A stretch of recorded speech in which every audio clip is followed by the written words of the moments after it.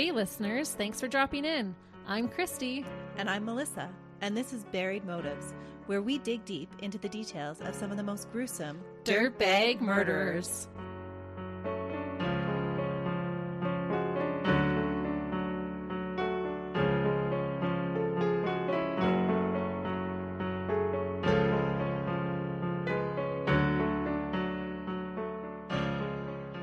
Hey listeners. Welcome back to Buried Motives. I am excited to tell this case to you today, Christy. All I know is that she's taken us to Italy and we have our pronouncenames.com open and ready to go.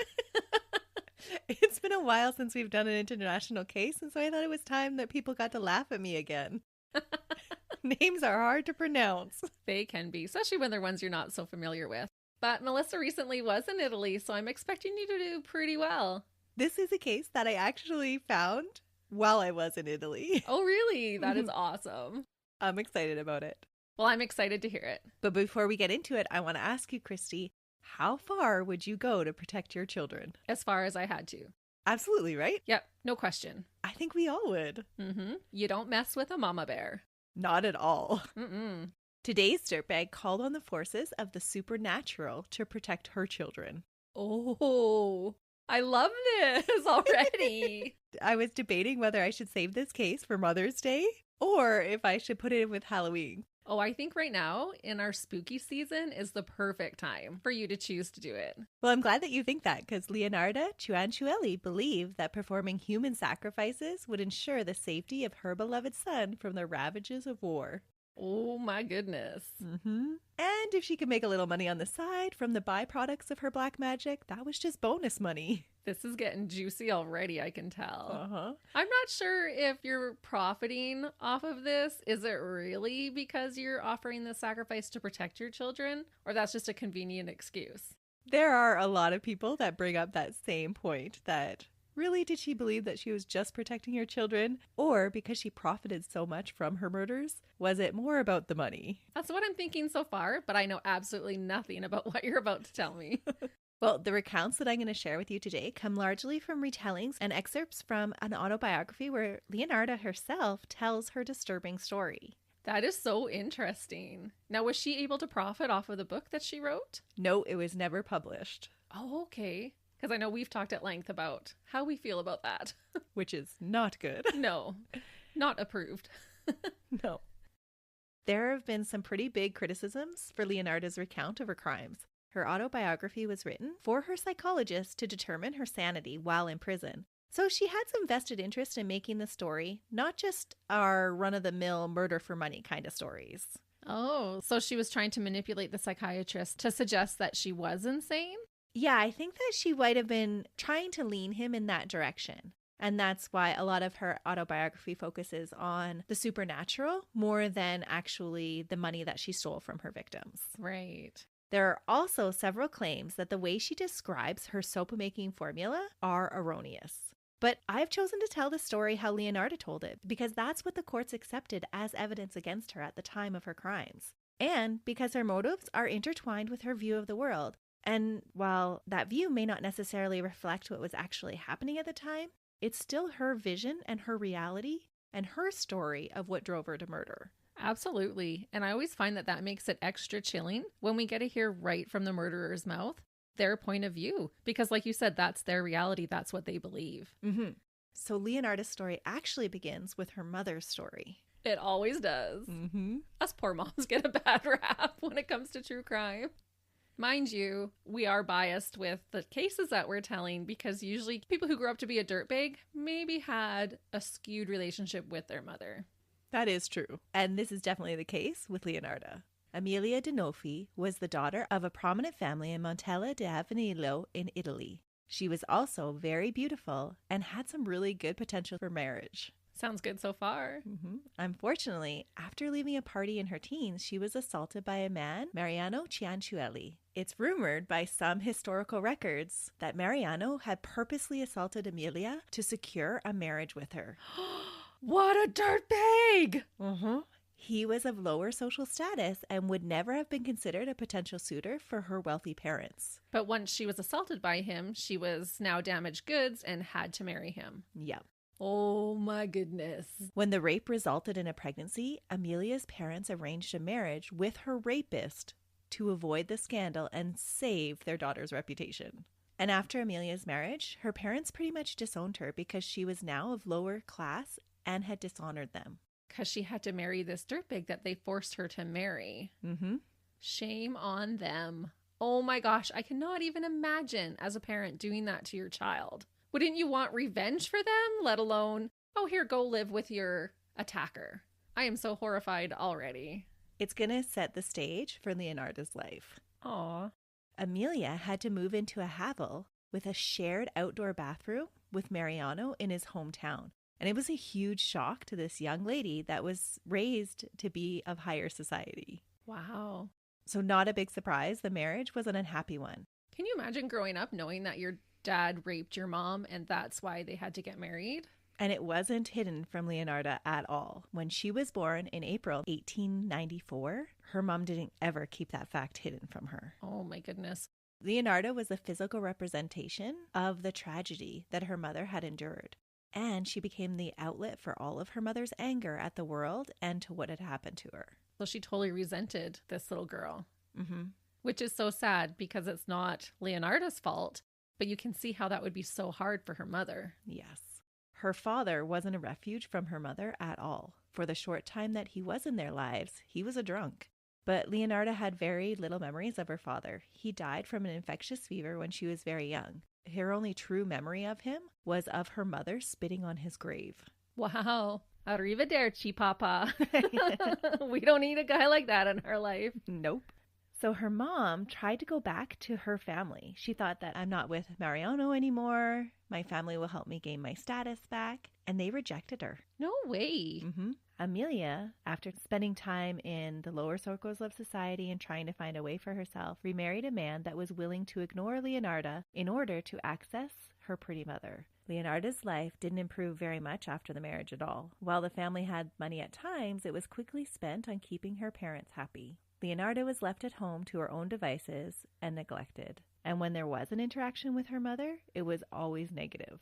Oh, that's a rough way to grow up. Mm-hmm. We've talked a lot about how neglect and abuse on a child's psyche actually changes the way that their brains are wired. And Leonarda most likely had difficulties with trust and would develop a huge threat bias. Her view of the world would have been a wary one that had little hope. She would always have that expectation that she was going to be harmed or not taken care of. And often children that are raised in these environments, they learn to strike out first in order to protect themselves because they've been taught to believe that no one else is going to protect them or the things that they care about. So sad. Mm-hmm. And so they really don't learn how to form any real attachments either. No. The emotional abuse by her mother led her to try and kill herself on 2 separate occasions. Aww. At the age of 13, she tried to strangle herself with bed sheets, but the noose that she had formed with her tiny hands gave way and she fell from the ceiling rafters. She reports that she was unable to speak for a week and that her mother never noticed anything at all was wrong. What? Mm-hmm. So that shows how often she actually would even speak to her daughter. Yeah, she just totally ignored her. She tried one more time to hang herself a year later, but that attempt failed as well. The only time that Amelia took some notice of her daughter was as she matured. For Amelia, she thought this was going to be her meal ticket back into higher society. Her focus became finding her daughter a respectable husband, one that was wealthy enough to pay for her upkeep as well. That's so crazy to me because she knows what it feels like to be pawned off on a man by her parents, yet she's willing to do it to her daughter.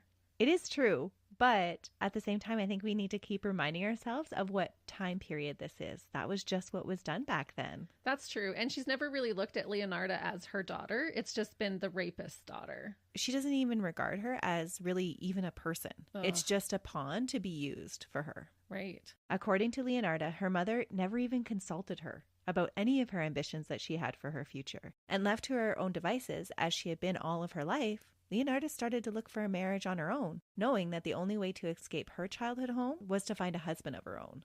Yeah, quite common for that time. Mm-hmm. Leonarda was attracted to an older government clerk, Raphael Pensardi, who could provide her with stability. She believed that her mother's opposition to the union was because she wanted to keep her daughter underfoot. Amelia never told Leonarda about any other possible suitors. When Leonarda refused to follow her mother's commands and married Raphael in 1917, Amelia cursed her daughter for choosing a man that Leonarda had picked herself. Amelia told her that she would live a miserable life until she died, and never spoke to her daughter again after that. Yeah, she's not winning any Mother of the Year awards. Nope. Since her youth, though, Leonarda had been raised to believe in curses. Italian folklore was prevalent during Leonarda's childhood. Stregoria was a traditional Italian form of what might have been called a witchcraft that was kind of mixed with Christianity. This was the environment that Leonarda grew up in. The idea of a curse was a very real thing to her. She had always been interested in palm reading and fortune telling since a little girl. The idea of being able to have some security about the future appealed to her. If she knew what was going to happen, then she could prepare for it. And when you look at her life growing up, it's not a big surprise that she would find comfort in that. If she knew when her mom was going to be present, she could prepare for the abuse or avoid it. If she knew the times that she would be left alone with only scraps to eat while her parents went out on the town, she could prepare and stockpile food for future use. Leonarda took her mother's curse very seriously, and it, along with her internal voice that said that she wasn't good enough, drove her to become a perfectionist. Oh man, we're getting into a recipe for disaster, I can tell. According to reports made by her husband, Leonarda became anxious and fitful when she could not have things work out the way that she wanted them to. And apparently her fits, which some describe as seizures, would make her bedridden for days at a time. Oh my. So there was no official diagnosis that I could find for these fits, but it seemed that they were brought on by her anxiety. Wow. And because she was a perfectionist and always needing things to be a certain way, she actually had a lot of anxiety. Because nothing ever goes totally how you want it to, or No. very rarely does it. Exactly. It never does, really. No. And when you're a perfectionist, sometimes even when it's going well, it doesn't happen exactly the way you want it. And so other people are viewing it as like, this is going fine. And you see the differences. And so it was just this perpetual cycle for her. Yeah, totally. And when you've been living in fight or flight your whole life, you're always waiting for the other shoe to drop.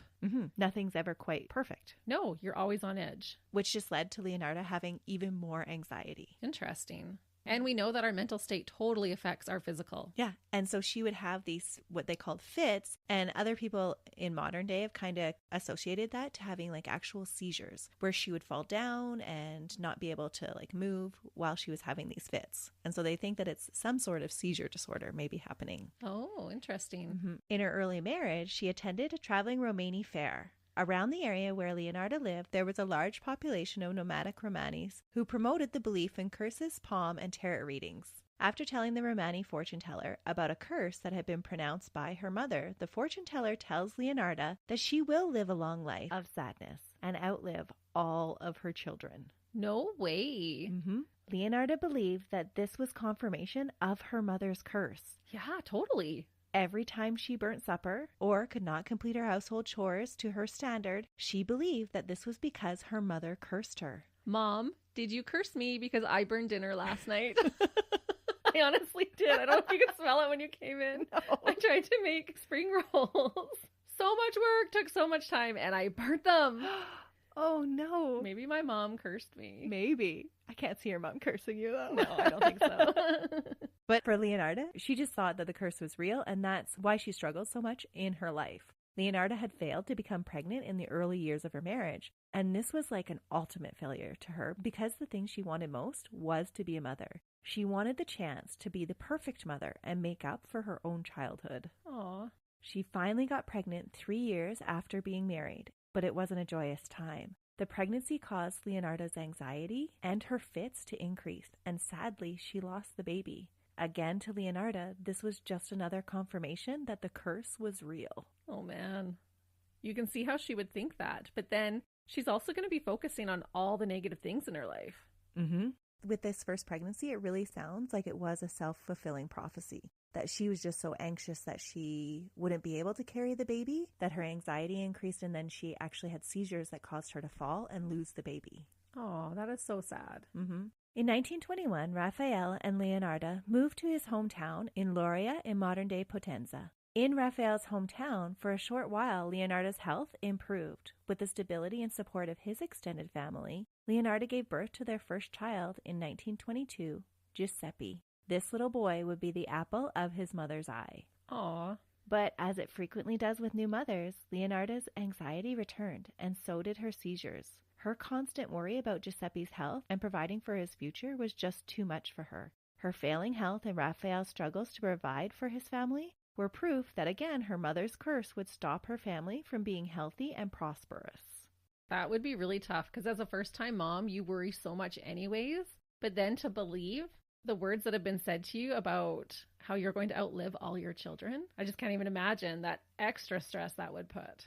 And because she believed so much in these fortune tellers and the supernatural of curses, she felt that it was just a confirmed thing that was going to happen to her.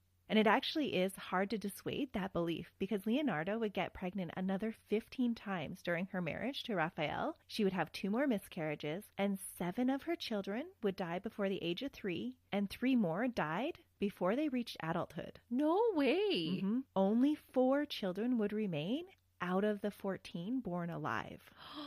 That is so heartbreaking for her. I can't even imagine one woman going through that. To be pregnant 17 times and lose that many children. Yeah. What a tragedy. I would start to believe I was cursed as well, honestly. When it came to her children, the fortune teller's readings seemed to come true, as almost a third of her children passed away from mysterious illnesses. So you couldn't even explain what some of them passed away from? No. Sometimes the deaths were sudden and completely unforeseeable. The death of her 10th child was a particularly hard blow to Leonarda. She had been struggling to cope with her anxiety and allowing her children even out of her sight. She had become a helicopter parent and was always having to be present and never leaving her children's side. She always believed that her children were on the verge of death. Any little cold or a cut, she believed, would be the death of them. Her behavior, while I think we can understand, was not healthy, and her husband and his family recognized that. It's not healthy, but who can blame her? That's what I mean. We can totally understand why she's having those fears. Yeah. But Raphael and his family convinced Leonarda that it would be good for her to have some time away from the children so that she could see that they would be okay without her. The only time that she would agree to leave them was when her children were safely tucked away in their beds at night. So she took a job cleaning the bank at nighttime. And for a while, the job seemed to help. She enjoyed cleaning. Putting things in order gave her a sense of calm, and she didn't mind working with chemicals and getting her hands dirty. She reveled in the routine of it all. Then one night, as she worked, her son died in his sleep. No. Stop it. It's so sad. Tragedy just abounded in Leonarda's life. Okay, her mom actually legitimately cursed her. Yeah. How can this happen to one woman? It is super sad. And Raphael had thought it would be kind not to come and get her during her night shift to tell her that another one of their sons had passed away in his sleep. He simply just waited for her to come home after her shift. He just thought that there was nothing else that he could do for their son, so he thought he was being kind by not telling her right away. But this devastated Leonarda even more. Yeah, call your wife. Something like that happens. Raphael just expected that she would again fall into poor health. But after grieving their child, Leonarda returned to work with a new zeal that no one had expected. But she also hadn't told anybody about her plan to ensure that all of her children would have proper bills of health. Oh no. The family was not well off, and while they managed to feed and clothe their children, doctors' visits were not something that they could afford. And so she just had this obsession with the idea that if she could pay for doctor's checkups, then she would be able to keep her children safe, that they wouldn't keep dying from these mysterious illnesses. And so this became like a true obsession for her. So she's saving her money to take them to the doctor. Not really saving her money, because while she was working again at the bank late at night, she started to forge bank ledgers and put large sums of money into fake accounts. But then when she tried to withdraw the money from the fake accounts, she was promptly caught and convicted of fraud and was sentenced to 19 months in prison in 1927. Oh my goodness. And fired from her job. Yeah, she lost her job. But she was willing to break the law to protect her children. And I don't even know how much judgment I can place on her for that. If you thought your children were going to die and going to the doctor was the only thing that was going to save them, yeah, I don't know if I can really blame her too much for attempting that, to be honest. Yeah, it's true. I mean, you can totally understand and even justify what she did. Yeah, because how else was she going to get her kids to the doctor? Right. But when she was released from prison, her family was even more poverty-stricken. Because of her criminal behavior, Raphael had lost his job, and his family didn't want very much to do with them at all. So it totally backfired. Raphael and Leonarda took their family to Lacedonia, and once again, the curse would wreak havoc in their lives, according to Leonarda. On July 23rd, 1930, the ruthless Irpinia earthquake hit. It was one of the most destructive earthquakes in Italy's history. Despite not losing anyone in her family and being among thousands that had lost their homes, Leonarda again took this as a sign that the curse would never leave and that she really was going to be destitute and miserable her whole life. And after this earthquake, she entered into a deep depression because she just thought there was no hope for her, almost becoming catatonic. While Leonarda struggled with her depression, Raphael moved his destitute family of 6 to the northern regions of Italy to once again start over. They settled in Correggio, a small village nestled between 2 bodies of water. The family was warmly welcomed by the community because they were refugees from the earthquake. None of their past history mattered to the new village. When Leonarda didn't return their hospitality and warm wishes, because she was almost catatonic with her depression, they understood that she needed time to adjust after the tragedy that she had just been through. Raphael was given a job, and the 4 remaining children began to thrive in the new town without the constant interference of their mother. So up until their move to this town, they really hadn't been allowed to even interact with other children because Leonarda was just so afraid of them dying. Yeah, catching some kind of cold that would kill them. Or playing too harshly outside and getting a cut and then getting an infection. Falling from a tree. Yeah, she was super protective of them. And this just sounds so nice for her and her family right now. You just wish that that would be like, okay, the end. And they all lived happily ever after. Well, when Leonarda started to come out of her depression, she actually saw that her family was doing well. And she started to rationalize with herself that the curse must have finally been lifted, or at least quieted. She believed that the reason why the earthquake had been so devastating to Italy was because it was the last of the curse's magic being expelled. And so with that belief that the curse had finally run out, she began to kind of turn her life around. She made friends and found a place for herself with the locals at Correggio. She opened up a shop in their rented home and used her knowledge of chemicals to start making soap for the locals. Oh, amazing. Her attention to detail and perfectionism made her really successful at it. She created lovely smelling soaps in a boutique-like atmosphere where women would meet and purchase the latest scents. And as her business grew, Leonarda's reputation grew, and the women would gather at the shop to gossip and receive advice from Leonarda. I would have been all over that kind of a shop if I lived there at that time. Yeah. There's just something about like a homemade Bath and Body Works kind of stuff. Well, she had even started to offer like tea and cakes for her waiting customers, and Leonarda loved the attention. She was now this person that people sought advice from, and she had been through so much that she felt she could give it. Right? And as women, it's just such a fun little shop to go into. We have a similar type shop like that in our small town, and it's such a lovely little shop. During this time, Leonarda did remain an extremely superstitious woman. The only reason she believed that her family was experiencing peace at last was because the curse had been lifted, or at least was being kept at bay. She maintained her relationships with the Romanis that would travel through the town from time to time. She was drawn to their teachings about fortune-telling, astrology, and palm reading, and especially teachings about curses. She would have them read her palm to tell her to prepare for things in the future, and in one reading she was told that a prison was foreseen in her right hand and a criminal asylum in the left. She had been to prison once before, and now she feared being sent to an asylum. This reading drove her to expand her knowledge with occult texts, searching for protection. So she's doing good. She felt, okay, the curse from my mother has been lifted. And then she has her palm read again, and she gets this whole new kind of curse, or this whole new future that she now needs to fear. So now she has this doomsday mentality once again. Yeah, so she's searching for protection again. And she actually searches so much and learns so much about the occult and all the Italian folklore that she feels that she's studied and learned enough to actually start offering her customers their own readings, if they were open to that sort of thing. At this time, it was still kind of a hidden practice. A little taboo. But in the smaller villages, it was much more practiced than in the larger cities. And so she's in the smaller village. People that showed an openness to her reading their tea leaves or reading their palms, she would provide that for them because she had done so much studying herself. And she would perfect her practice and then offer tarot card readings, make charm bags, and do protective spells for her customers. Why didn't she ever put a protective spell on herself and her family? That's what she goes on to do. With each correct prediction, she grew more confident and believed herself to be more in control, not only just over herself, but over others as well. And her business of reading and protecting futures was just as popular as her soap business was.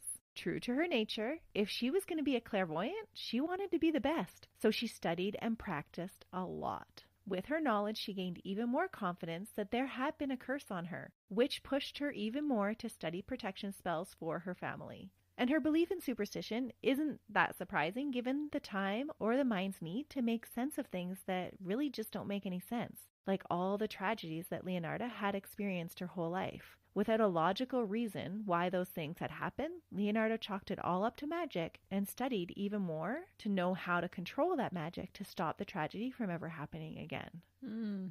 This was the mind frame that Leonarda had when her beloved Giuseppe, who had studied literature at the University of Milan and worked as a tutor at the National College of Correggio, came home and told her that he had joined the Italian army and would report the following November. Oh, she must have been freaking out. It was 1939, and Italy, after not faring well in the First World War, was eager to join the Second World War to win back territory under Mussolini's direction. So in preparation for Italy to join the front, Giuseppe had joined the army without his mother's knowledge. So this was right before Italy was going to join the war. So then that would have put a lot of pressure on her that I have to prevent my son from going before he actually has to go. That's right. And Giuseppe knew that she would not allow him to join the war. And so that's why he had done it in secret behind her back. She wouldn't have. No, she wouldn't have at all. He was totally right. Leonarda had memories of the First World War, and Giuseppe's joining of the army was like the same thing as a death sentence to her. There was no way that she would let him leave. So her first line of action was to try and get Giuseppe to go back on his word. But after coming to terms with the fact that there was no way for Giuseppe to take back his enlistment, Leonarda set to work studying the best way to protect her son from her mother's curse, because now she's thinking, oh, the curse is back. Because she believed the curse had been placed by magic, she started to believe that the only way to break it must also be through magic. She turned to alchemy, which has a rule of equivalent exchange. You can't get anything without first giving up something in return.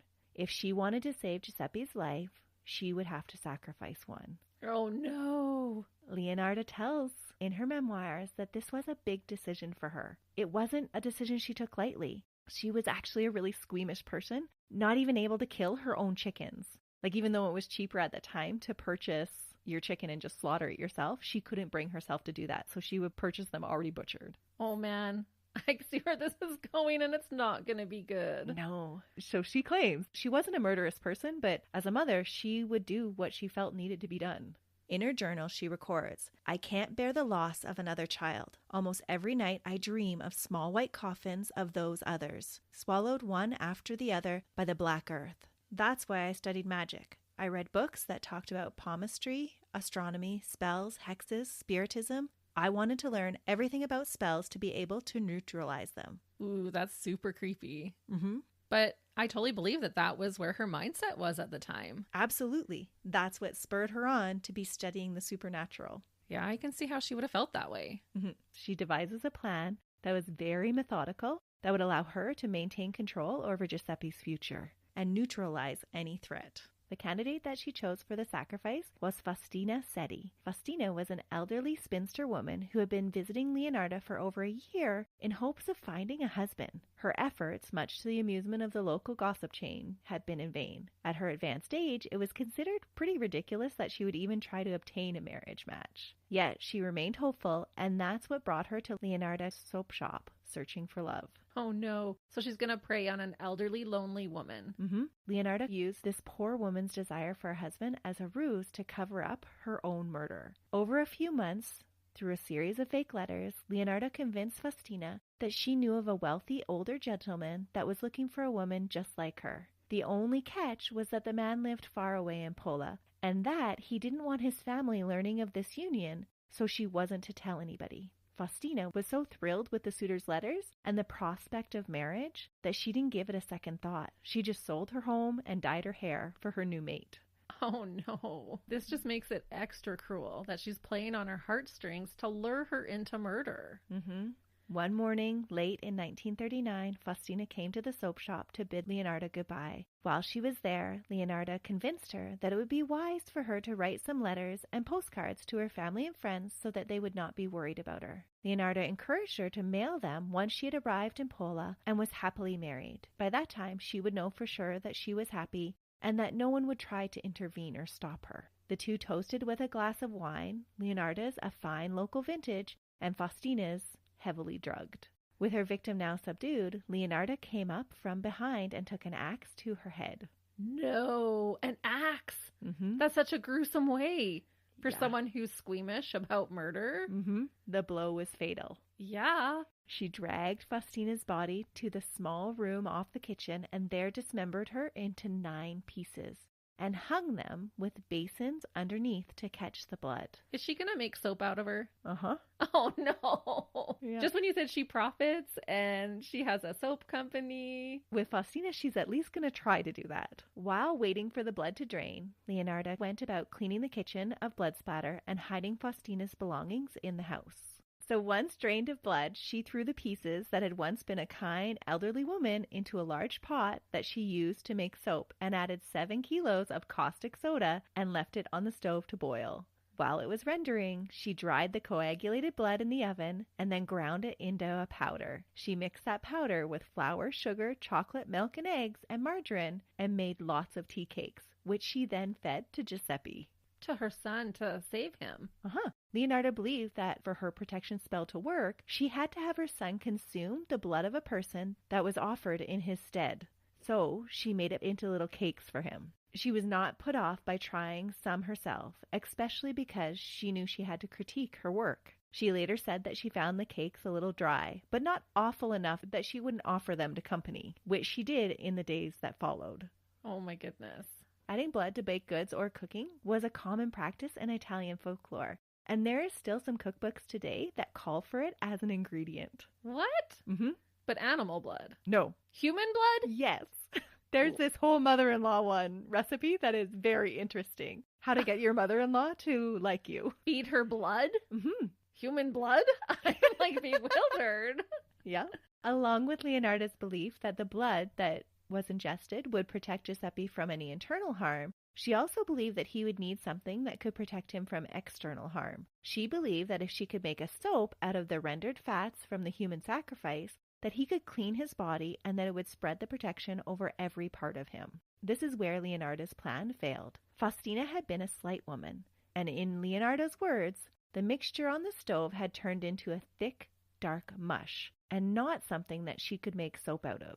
She had Giuseppe dispose of the failed attempt into a nearby septic tank. And then she sent him off to Pola to take care of some business, and while there, she had him mail the 2 letters and 2 postcards. So did he know what he was discarding or what the letters were? No. He and his mother maintained during the trial that no, he never knew what he was doing. And can you imagine how ticked off you would be to know that your mom fed you cakes made out of a dead woman that she murdered? We'll get there. Oh.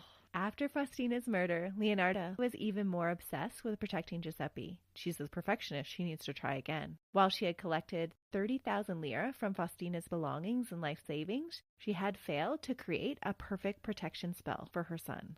But now she's going to be looking for a curvy lady to make better soap. Yikes.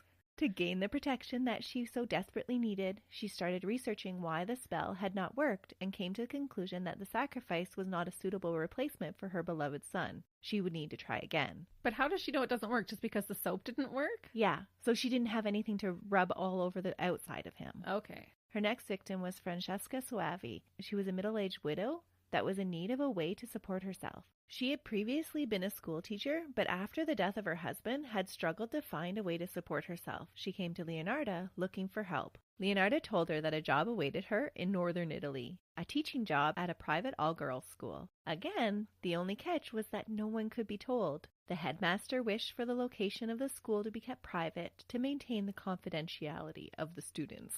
Yeah, that doesn't sound suspicious at all. Yeah, right? Apparently, Francesca was desperate enough or trusted Leonarda enough to believe that this was true. And honestly, why wouldn't you trust her? She is actually friendly with these women. These are women that come to her shop. Yeah, she's providing a service, she's making friends, and they welcomed her with open arms. She followed the instructions and sold off all of her possessions as quickly as possible. She just believed Leonarda's advice that the trip would be made easier if she was only traveling with money. Where really it's just so Leonarda can take that money. Right. And it's easier to get rid of than a whole bunch of possessions that the other person left behind. And it would add to the fake story that these women are actually skipping town. On September 5th, 1940, Francesca met the same fate as Faustina. She too had left letters for two friends behind to be mailed, telling them of her new job in the north and not to be concerned about her. Leonarda was again able to make tea cakes from the collected blood and again failed to make a batch of soap that was up to her standards. No way. The second batch wasn't any better than the first. She had been so sure that the yellow fat that she had seen on Francesca's body would work to make the protective soap, but it hadn't. Again, she felt like the sacrifice had been rejected, and the vat was dumped out. She did, however, pocket 2,000 lire from Francesca's savings and hid her belongings again in her home and quickly started searching her books to find why the spell had not worked. Again, she came to the conclusion that the sacrifice was not equal to her Giuseppe. Her next victim had to be someone that she would be sad to lose. That was the comparison that she needed. Someone that meant something to her. She's not going to kill one of her other kids, is she? No, and I thought about that, but they're still her children. Yeah, and she's trying to protect her children. Right. And there are some reports that say that she was trying to kill 4 victims to protect all of her 4 children, but her records show this is why she needed the 3 people. It wasn't that she was actually after multiple people. It was that she just kept failing at making this acceptable soap. Right. And Giuseppe is the only one who's under imminent danger in her eyes right now anyways. Right. And there were some things that alluded to that maybe she wasn't as attached to the other children because Giuseppe was her first that had lived. And so she had a really, really strong bond with him. But as the other ones came along, she had lost babies in between. And so with each new baby, she got less and less attached because she felt that they were just going to be taken from her. So there was definitely a noticed preference between Giuseppe and his other siblings. He had 2 younger brothers and a younger sister, and he was by far the favorite child. And you can totally understand that, too. She was probably experiencing some postpartum depression, and we can't even imagine what she was going through at that time. That would have interfered with her bonding ability with her other children. Yeah. I think that largely plays a role into why Giuseppe was just so special for her. Yeah. So she has to go out and look for somebody that's going to be equal to Giuseppe.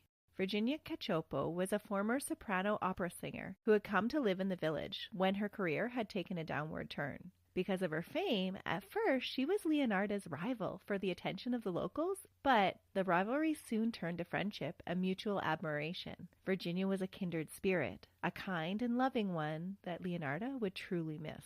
So she's going to off her bestie. Yep. Oh, what a dirtbag. But that, to her, was the equal sacrifice of her son and her best friend. I definitely would have picked my friend. You're safe, girl. Okay, good. She knew, though, what her friend desired most was return to her former glory and fame, to sing again on the big stage. Virginia had even told Leonarda that she had planned to leave town to pursue her dreams again. When she had first learned of this, Leonarda had been hurt by her friend's perceived abandonment of her. But in light of her need for a suitable sacrifice, Virginia's plan to leave town was serendipitous.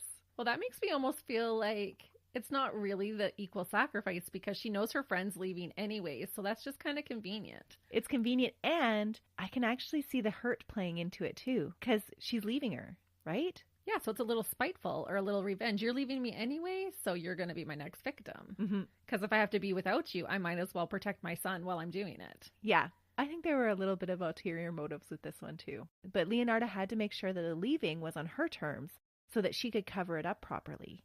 Leonarda told her friend that she had heard of a job in Florence that had become available as a secretary for a mysterious impresario, one that might be able to pave the path for her to return to the stage. Leonarda took weeks to build up the lie with Virginia. It's just extra despicable that she's using what these women want most out of life to manipulate them. And she learned what they wanted most out of life from a trusted position. Yeah.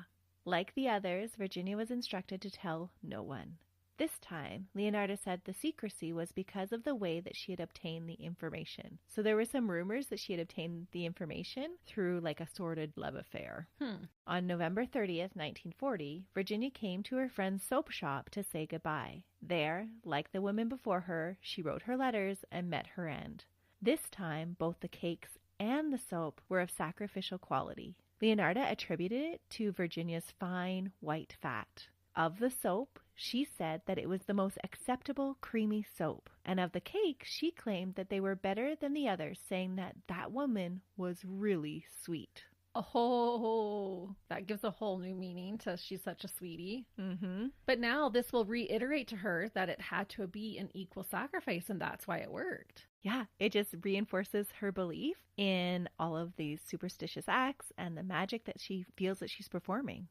But with Virginia, the soap that she made with Virginia's body, she actually went into Virginia's suitcase and into her things and rummaged through to find the scent that she was wearing, like her cologne, and poured that into the soap that she then used for Giuseppe. So not only did it contain Virginia, it smelled like her perfume. That's diabolical. That's getting a different sense of enjoyment out of that, I think. Well, she just needed that extra essence of her, I guess. Yeah. That's wild. Isn't that crazy? With the cakes and soap made to her satisfaction, she fed Giuseppe the cakes and then ensured that every part of his body was washed with soap made from Virginia's rendered body. How did she make sure that? Well, to be certain that nothing was left to chance, she personally sponge-bathed her grown son. Oh, no. Ew. Yeah. You're crossing the line, hun. Okay, I'm picturing our husbands. If either of their mothers asked to personally bathe every inch of their bodies, they would be like, nope, see you later, Mom. Yeah. This was humiliating for him to have his mother wash him, and it just reaffirmed his desire to leave home. Yeah, no kidding. Yeah. Oh my goodness. To be a fly on the wall for that conversation. Yeah, I can't imagine how she talked him into it. But I think that it was more because he would have been fearful that she would go into one of her fits, right? Yeah. And that he knew how fragile she was. He had been raised with her his whole life, being this overprotective, demanding mother, all for his protection. So there would have been this really close bond, and he would have been used to kind of giving into what she needed done for her own sanity. Right. And she probably was saying things like, I'm your mother, don't be weird about it. Yeah. You know, that kind of stuff. Either way, super awkward. Yeah. The extra cakes and soaps were gifted and sold to her customers. Well, she didn't want to waste them. No, she's very frugal. But why wouldn't, okay, if she's wanting this for all of her children and stuff, why wouldn't she have just saved it and used it on all of her children? Maybe she did. Maybe. I don't know. That never comes out in her memoirs. With full confidence that the protection spell would prevent any harm for Giuseppe, Leonarda was in a mood to celebrate. She began to spend money, more money than she had ever spent before. From each of her victims, she had collected their life savings. From Virginia alone, she had stolen almost 50,000 lire, almost a full year's wage for her. Oh, wow. Yeah, not to mention a wealth of her jewelry and fine clothes, which she then sold. And so it does make you question what her true motive was, or was she just being, again, frugal? I think her real motive was to protect her son. But she took advantage of this kind of avenue as well. Well, who wouldn't, though? She was brazen enough to sell some of the clothing and give some of the jewelry away. And she even cashed in some registered savings bonds that were registered to Virginia. What? But after selling cakes and soaps made with her victims, and nobody being any of the wiser, I bet you she was feeling pretty invincible. Oh, yeah. And just what is going on in her mind watching people eat those cakes? She ate them herself. Oh. But we have to keep reminding ourselves that for Italian folklore, they actually have recipe books with feeding people other people's blood. But that can't be common. That can't be in every grandma's recipe collection. No, but it wasn't unheard of. Like, we think of it and our guts are turning, right? It sounds so gross, but there it's actually not. Yeah, but they can't be promoting murder. Like, where are they supposed to get this blood from in the cookbook? Well, they're not supposed to drain a whole person's body with it, that's for sure. It was because of her protection spell that she needed the actual sacrifice of the whole person. But normally, where do you get that blood for the cookbook? They just, like, cut their finger and drain it in, like just a couple of drops of blood. Okay. Mm-hmm. I'm like, add 2.5 cups of blood. Just a couple of drops, Christy. Okay, not what I was picturing. Okay, that makes a little bit more sense then. And then you sneak it into your mother-in-law's tea, and then she'll like you. But Leonarda just went around feeling pretty invincible that she had done all these things without anybody else being any of the wiser. And so then she started spending like crazy. But her victims' disappearances weren't unnoticed by everybody. Virginia's sister-in-law, Albertina Fanti, was not convinced by the letter that she had received in the mail. Virginia had not completely followed Leonarda's admonition not to tell a soul, and her sister-in-law was aware that Virginia was meeting a man for employment and that Leonarda was helping her with the introductions. She went to Leonarda to find out more information, but Leonarda's answers just made her even more skeptical. She was even more uneasy when Leonarda offered her a reading of her own future. This just did not sit right with her. She wasn't a fan of magic, and she believed that Leonarda was just manipulating people using their wishes and desires. Albertina went to the police and reported Virginia missing and cast suspicion right on Leonarda. Good for her. Mm-hmm. Now, there are some discrepancies in many of the historical accounts as to whether the sister-in-law or some local neighbor also reported to the police that they had seen Virginia enter Leonarda's house on the 30th of September. And when they had not seen her leave, an hour and 40 minutes later, the witness had wandered over to see what gossip the two women were discussing. The witness told police when she arrived that Leonarda welcomed her inside, but Virginia was nowhere to be found. The two women chatted for a bit, and the witness noticed that there was a nauseous, bubbling mixture in a large pot on the stove. But at the time, really didn't think anything about it. It wasn't uncommon for a soap maker to be rendering down fats and chemicals in the soap making process. And so she just thought she was working and found it odd that she had seen Virginia go in, but she hadn't seen Virginia come out in the hour and 40 minutes that she was kind of watching the house. But how in an hour and 40 minutes did she have her in there, have her write the letters, if they had some wine together like the other ones had, and then chop her up and already have her on the stove and all the blood cleaned up? That's what the police thought too. During the preliminary investigations, the police questioned Leonarda, but kind of dismissed her as a suspect because she was this kind old woman, a devoted mother, who had a respectable soap shop and really had no clear motive. And how the heck would she ever accomplish that? In such a short time frame. Mm-hmm. And this soap shop is the perfect front for her. Absolutely it was. She really thought through how to do this. But even though the police didn't think that Leonarda had done this, they still had this missing woman on their hands. Mm-hmm. And as they investigated more, they actually found the two other women had mysteriously kind of disappeared or recently left town after having interactions with Leonarda. And so they are suspicious of what's going on in this soap shop. Little did they know the horrific things that were actually happening. Mm-hmm. At first, they don't really think that she has anything to do with it at all. And they don't even know that these women are murdered. Mm-mm. So police tracked down the letters that were sent to the friends and family members of the three women that had disappeared under suspicious circumstances. They interviewed the people at the post offices and obtained a description of the person that had dropped off the letters. From this description, police set their sights on Giuseppe because he was the one that had dropped off the letters. Right. They searched the family home, where they found all of the suitcases and clothing that belonged to the three missing women. Police arrested Giuseppe, thinking that this all makes sense now. It wasn't the frail old woman who was to blame, but the young, strapping boy who was leaving town with the army and needed money for his travels. Yeah, you totally would, because normally that is who your perpetrator is. It's not usually a woman to begin with, let alone a more elderly woman now, as she would have been considered in her community. Yeah, they didn't buy Giuseppe's innocent act at all, and he was arrested by the Reggio Emilia police. They even remain skeptical when Leonarda turns herself in and tells them that she is solely responsible for the murders. So she comes forward and is like, no, you've got it wrong. It's not my beloved Giuseppe. It was me all the time. She does not want to see any harm come to her son. And they think this is just a caring mom falling on the sword, probably. Yep. They're all like, yeah, right. All by yourself. There's no way that you killed and butchered 3 women. They didn't believe that she would have the strength or the size needed, and they just figured that she was trying to protect her son. They didn't actually really start to believe her until she started telling them all this crazy stuff of exactly what she had done to these women. When she started to tell them these things that shocked and horrified them, that's when they started to pay attention to her confessions and started to regard her as someone that was perhaps quite dangerous. Poor Giuseppe had a front row to his mother's confessions to the police, and he listened to his mother tell the police how she had sacrificed women and made tea cakes and soap out of their bodies to protect him. And there were some reports that say he started to vomit wildly because he realized that the tea cakes that she was speaking of were the ones that she had fed him, and the soap was the one that she had insisted on washing him with. Oh. He was literally bathed in the blood of his mother's sins. That is so horrific. You would never be the same. No. For Giuseppe, it was hard to believe that his mother had done all these things. But her story did match up with the things that he had been asked to do. Giuseppe later learned that the packages that his mother had asked him to throw into the river had actually been the bones of her victims. No way.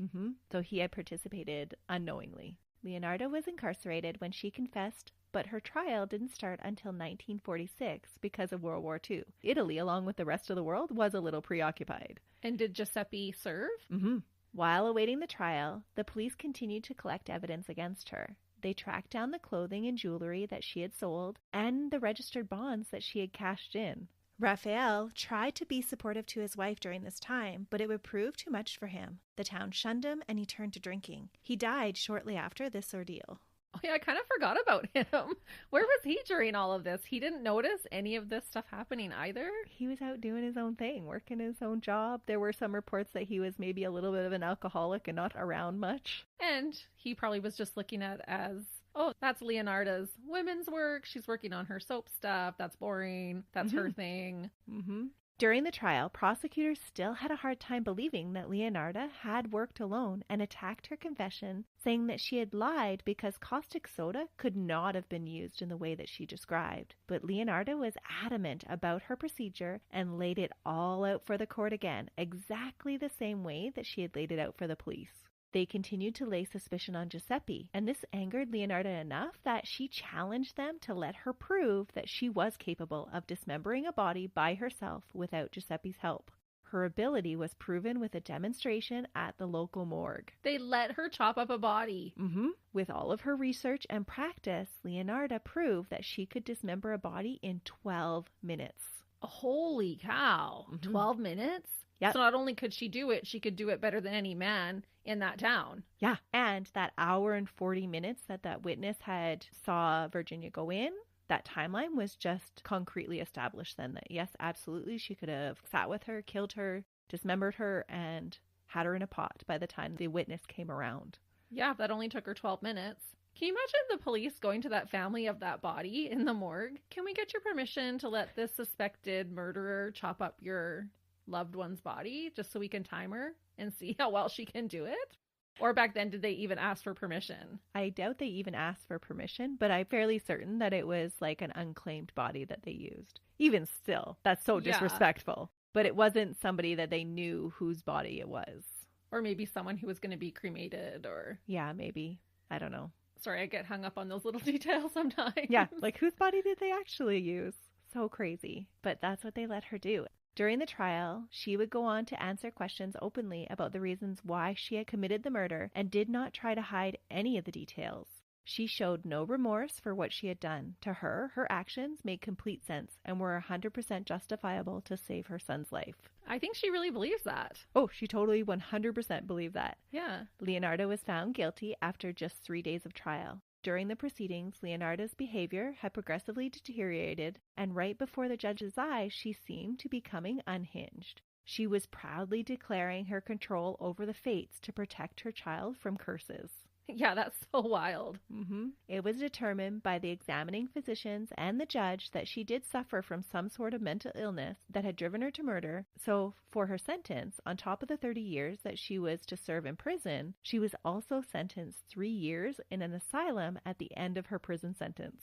So that one reading came true. Absolutely true. The fortune that she had received from the remaining fortune teller so many years before was accurate. She received prison on one hand and an asylum on the other.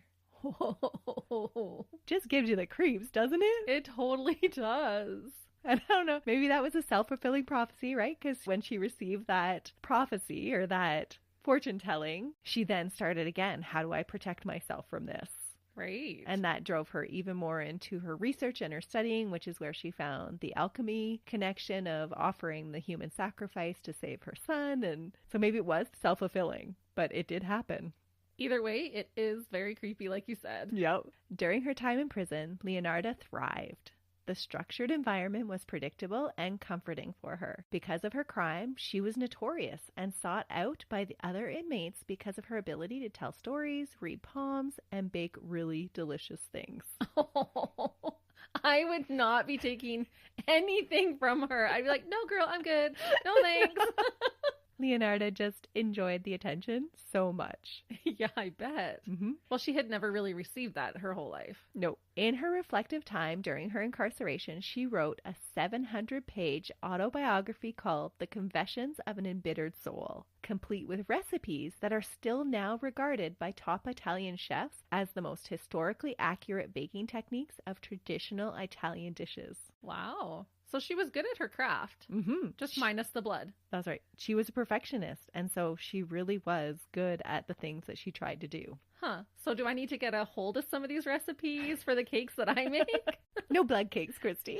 No, you don't have to worry about that. Her autobiography makes some pretty outrageous claims that not all of them can actually be confirmed. But for sure, the book attracted the attention that Leonarda desperately craved. At the end of her 30-year prison sentence, with her health deteriorating, Leonarda was transferred to the asylum, and there she died on October 15th, 1970, at the age of 76, just 1 year before she was supposed to be released.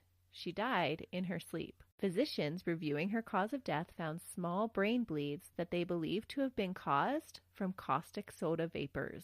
From making the soaps. Mm-hmm. That's a little bit of poetic justice right there. Yeah. None of her children claimed her body, and her personal items were donated to the Criminology Museum in Rome. No way. Mm-hmm. The hammer, hacksaw, kitchen knives, axe, hatchet, and trivet that were all material evidence can be viewed there, along with the boiling pot. That's so crazy. Well, I'm glad it didn't go up for auction and make money and that kind of thing. If it's going to be anywhere, a museum is a good place for it. Yeah, it is preserved and you can see it in Rome. Well, if we ever go together, we'll have to go and check it out. It can't be confirmed if Leonarda actually did outlive her 4 remaining children. Oh, I was just going to ask that, if that curse came true or not. We don't know. You said that they didn't claim her body, though, so some children were alive? Her body just was never claimed. We know her husband died, and so the only people left to claim her body were her children. Okay, so you don't know if it was because they just didn't want anything to do with her or if they really had passed away. That's right. Interesting. So the 3 younger children, Bernardo, Baggio, and Norma, are believed to have changed their names soon after the trial. Yeah, I don't blame them. Yeah. Giuseppe did make an appearance at the trial, but no traceable record can be found of him after that. Interesting. So we don't know if they died before her or after her, but she actually lived quite long. Yeah, she did. Mm-hmm. So the chances of them not could have been increased. Yeah. And you can't blame those kids for changing their name, because how terrible to have that following you everywhere that you went. Yeah, no blame on them. But still a little bit of a slap in the face for their mom. If she really did truly do all of this just to protect them, and then they don't even claim her body at the end. It's true. Yeah, I have mixed feelings about that. Only if you've gone through it can you understand what that would be like to have your mother as a serial killer. We can't pass judgment on how they react to it. If they embrace it, if they run away from it, however they decide to deal is how they get to decide to deal. Oh yeah, I totally agree. But that is the case of the cursed soap-making helicopter parent dirtbag, Leonarda Cianciulli, the mother who murdered 3 women for human sacrifices to protect her child. Wow, that was a wild ride. It gives you new meaning to what would you do to protect your child? Yeah, not that. I think anybody would do whatever they had to if your child was in immediate danger, but this was not rational, even though she perceived it as such. And the whole time I was researching this case, I was thinking that your beliefs really do predict your actions. Oh, yeah. Your beliefs are your reality. Mm-hmm. And your reality does inspire your decision making. Yeah. And I totally believe 100% for Leonarda that she believed that there was a curse and this was the only way that she was going to protect her son. It's true. And it is really sad because she lives such a tough life. Mm-hmm. Like, I was starting to think, yeah, honey, you do have a curse. There is just so many things to affirm that to her. Right. And her motive for murder, I don't think was the financial gain, was totally just to save her son. You think so? Yeah. I think that was a lucky bonus. She was smart and she was a perfectionist. So if she was going to do it, she wasn't going to let all that go to waste. And I think most of our listeners would agree with that. Yeah. But we'll let them tell us. Yeah. Listeners, you can let us know on our social media if you agree. And Christy will be back with us next week with another case. Until then, see ya. Bye.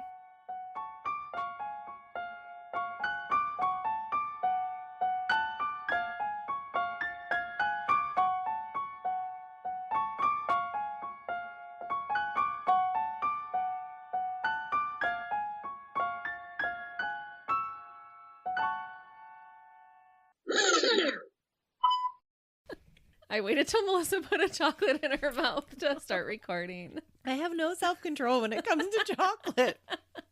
And the worst is that we're coming up to Halloween. I know. And so there's so much chocolate available. We're actually eating Halloween treat-sized chocolates because it doesn't seem like you're eating as much. That's right. But when you eat 80 of them, then you might have been better off just eating a full-size bar. That's right. Because Leonarda Cianciulli... It's the first name, and already you had this one ready to go. I know, and I knew how to say it until I tried to say it in a sentence. You know Cianciulli. Cianciulli. You know how to say it until we're recording it. I know. The train. Oh, I think you'll hear the train. I just got through that sentence. I know. I don't know how to say this word. Hold on, but I have it up. Where did it go? Not that one. I already said that word. Boop, boop. Done. Check.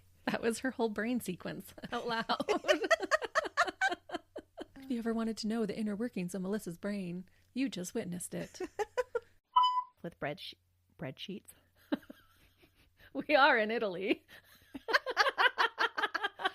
The bread is amazing in Italy. Mange. Leonardo, not Leonardo. It's not a Ninja Turtle. Romani. Okay, I got it. Thanks. We have a male guest on our podcast today. Romani. Although listening to an Italian male is not a bad thing. That is true. All right. Now I have a smile on my face. Christy's daydreaming over there. A little bit. Do we have the correct pronunciation? I don't know. I'm hoping you do.